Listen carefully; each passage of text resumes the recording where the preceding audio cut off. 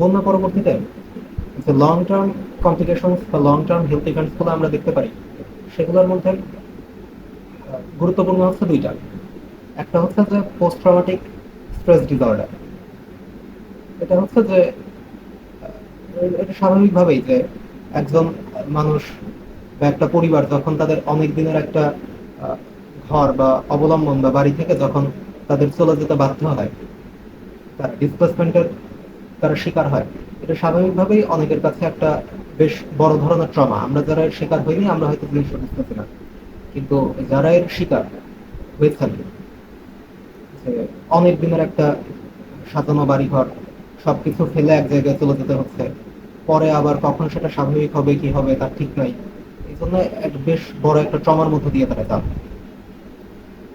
এক্ষেত্রে এটা যদি দেখা যায় বা পোস্ট ট্রমাটিক স্ট্রেস ডিসঅর্ডার যদি সাসপেক্ট করা হয়, তাহলে অবশ্যই পেশেন্টের কাউন্সেলিং দরকার হবে এবং সাথে অ্যান্টি সাইকোটিক ড্রাগ শুরু করতে হবে। সচরাচর এসএসআরআই বা সিলেক্টিভ সেরোটোনিন রিঅ্যাক্টেভ ইনহিবিটর দিয়ে আমরা ট্রিটমেন্ট শুরু করি, সাথে কাউন্সেলিং দরকার হয়।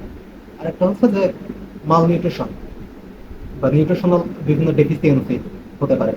তো বন্যার সময় একটা বিস্তীর্ণ এলাকায় অনেকদিন ধরে যদি বন্যা হয়, তাহলে সেক্ষেত্রে সেখানে যদি পর্যাপ্ত পরিমাণ খাবার সামগ্রী না পৌঁছায়, তাহলে এর পরবর্তীতে দেখা যেতে পারে যে বিশেষ করে গ্রোয়িং এজে যারা, তাদের ক্ষেত্রে মাল নিউট্রিশনটা অনেক বেশি কমন হয়ে যায় যদি এপিডেমিক আকারে বন্যা ছড়িয়ে পড়ে। বন্যা পরবর্তী সময় সাধারণত এই রোগ ব্যাধিগুলাই বা এই হেলথ ইভেন্টগুলোই আমরা বেশি দেখতে পারি। এই ব্যাপারে আমাদের অবশ্যই সচেতন থাকতে হবে, সতর্ক থাকতে হবে। আরেকটা কথা যে অবশ্যই আমাদের সবসময় প্রিভেনশনের চিন্তা করতে হবে, যে পানিবাহিত বিভিন্ন রোগ ব্যাধি যখন ছড়ায়, তখন আমাদের উচিত হচ্ছে যে আহ, এই জিনিসটা কমায় আনা, যে চারপাশে অনেক কন্টামিনেটেড ওয়াটার থেকে, এই জন্য কন্টামিনেটেড সোর্সটাকে যদি পিউরিফাই করে নেওয়া যায় কোনোভাবে।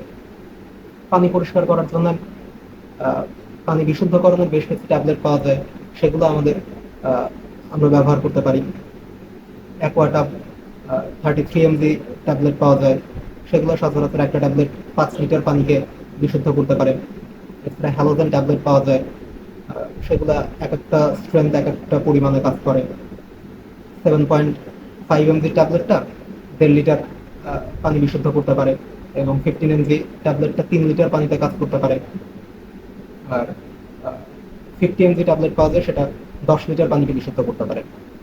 যে ক্ষেত্রে আমরা এগুলো পাবো না, ট্যাবলেটের হয়তো সাপ্লাই নাই বা পাচ্ছি না, তখন সেক্ষেত্রে আমরা পানি ফুটিয়ে ব্যবহার করতে পারি।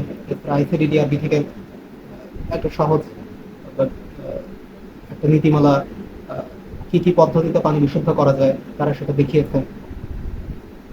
ফিটকিরি দিয়ে পানি বিশুদ্ধ করা যায়, তারপর সেখানে ব্লিচিং পাউডার দিয়ে তারপর রেখে দিলে আধা ঘন্টা 1 ঘন্টা পরে আমরা সেই পানিটা খাবার উপযোগী করে ব্যবহার করতে পারি। তো এই বিভিন্ন জিনিসগুলো আমাদের খেয়াল রাখতে হবে। যে সমস্ত রোগ ব্যাধি হতে পারে সেগুলো সম্পর্কে আমাদের সচেতন থাকতে হবে। পানিবাহিত বিভিন্ন রোগ যাতে না ছড়ায়, সেই জন্য আমাদের পানি বিশুদ্ধ করে নিতে হবে। সর্বোপরি আমরা সবাই মিলে যদি সচেতন থাকি, তাহলে এই বন্যা পরবর্তী হেলথ হ্যাজার্ডটা অনেকটাই